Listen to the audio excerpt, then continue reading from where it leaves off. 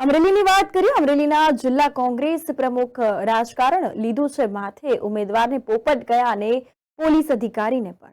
તો અમરેલી જિલ્લા કોંગ્રેસ પ્રમુખ અને પૂર્વ ધારાસભ્ય પ્રતાપ દુધાતના બેબાક બોલ સામે આવ્યા છે। પ્રતાપ દુધાતે ભાજપ પક્ષ અને ભાજપના નેતાઓને આડે હાથ લીધા હતા। પ્રતાપ દુધાતે કહ્યું છે કે 400 કે પારની વાતો કરે છે, પણ 400 પૂરા ઉમેદવાર પણ નથી। અમરેલી ભાજપના કાર્યકર્તાઓની મારામારી અંગે રમૂજ ભાષામાં પ્રતાપ દુધાતે ભાજપ પર આકરા પ્રહાર કર્યા હતા અને કહ્યું છે કે આ કકળાટ બધો ભાજપમાં છે।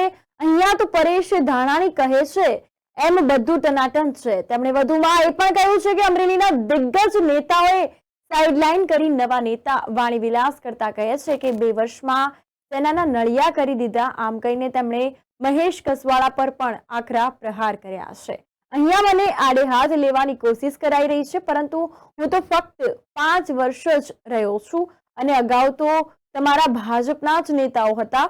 કહ્યું છે કે 15 વર્ષ તમારા નેતાઓ નિષ્ફળ રહ્યા, ફક્ત તમે એક જ સારા માણસ એમ કહી કસવાળા પર આકરા પ્રહાર કરવામાં આવ્યા છે। અને સાવરકુંડલાને સિંગાપોર બનાવવાની મોટી વાતો અને સાવરકુંડલા ડિવિઝનના પૂર્વ ડીવાયએસપી હરેશ વોરા પર પણ નિશાન સાધ્યું હતું। ખાખી વર્દીવાળા 1.5 વર્ષ ભાજપના એજન્ડો રહ્યા। થોડાક દિવસમાં મને એમ થયું હતું કે મને તેઓ જેલમાં પૂરી દેશે।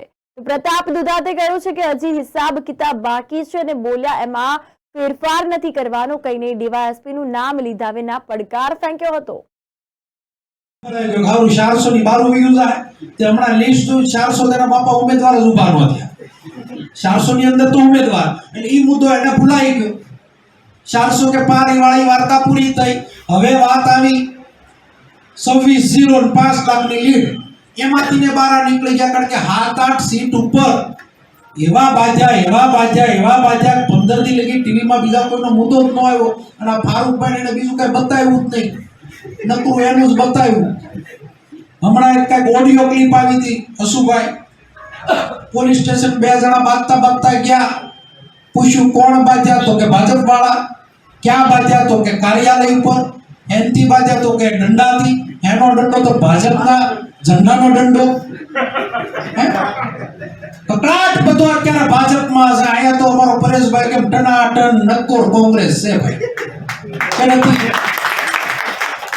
અહીંયા જિલ્લાના વડીલોને સાઈડ ઉપર મૂકી નવા નેતા નાવનીમાં ઉભા થયા। નવા નેતા ઉભા થયા, એટલો વાણી વિલાસ કરે કેમ લાગે આ 2 વર્ષમાં બધા હોના નળિયા કરી દીધા હશે।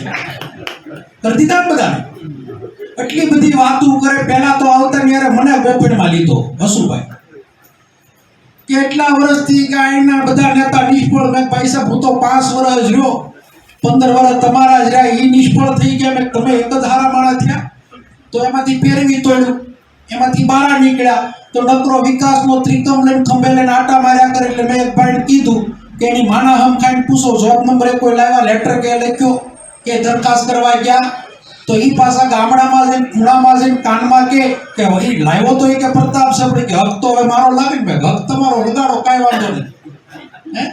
2 વર્ષ વી ગયા, પૂણા 2 વર્ષ ગયા, હમણાં 5 વર્ષ પૂરા થઈ જાય વાતુમાં। સાવરકુંડલાને સિંગાપુર બનાવવાની વાતો કરે। થોડાક ત્યાં એક ખાખી વર્દીમાં 1.5 વર્ષ કેટલું વર્ષથી ભાઈ ભાજપનો એજન્ટ આવ્યો તો થોડાક દી તો મને એમ થયું મને ક્યાંક જેલમાં ગાલ દે, પણ અમે કોઠા હુજ વાળા કોંગ્રેસી છે। મેં કીધું ભાઈ આમાં લાગમાં આવે ત્યારે તારો સિક્યો થાય ને, એટલે બરાબર ચૂંટણીને પ્રેમપત્ર લખ્યો, ગયો પણ એની યાર હજી હિસાબ કિતાબ આપણો અધૂરો ઉભો છે। બોલ્યામાં ફેરફાર નથી કરવાનો, એ કરશું, સમય કરશું।